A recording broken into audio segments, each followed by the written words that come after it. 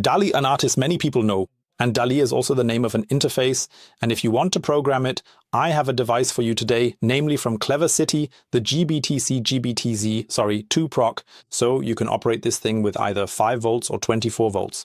That's already written right on it, and there's not much to expect from the unboxing. As usual, we have a user manual, and it's so detailed that I'll just open it up really quickly. So there really is a lot you need to pay attention to. Now things are really getting serious. We're not even going to start with that. We'll just leave that can of worms closed. We also get a USB cable included, a USB-C cable, USB-A to C. That's nice, so we can get started right away. And then, of course, the device itself still with the Zhaga protective cap on. Lock and unlock, which means it opens in this direction.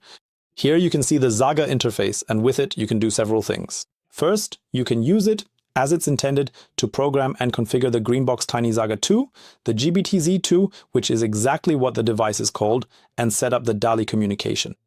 You can also simulate things like street lamps, monitor DALI signals, and you even get a direct display of the lamp brightness right here. There's not much on it. You have a switch, a small plug, and of course a display underneath, and the whole thing looks like this on the bottom. And up here, as mentioned, you have either 24 volts DC or USB-C power supply.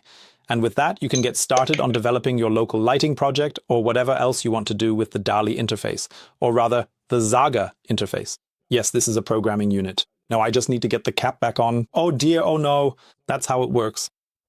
And that's how it goes back into the box to one of you, because you all keep shopping diligently in our IoT shop. For that, I say thank you also for your loyalty and see you next time. Bye with V.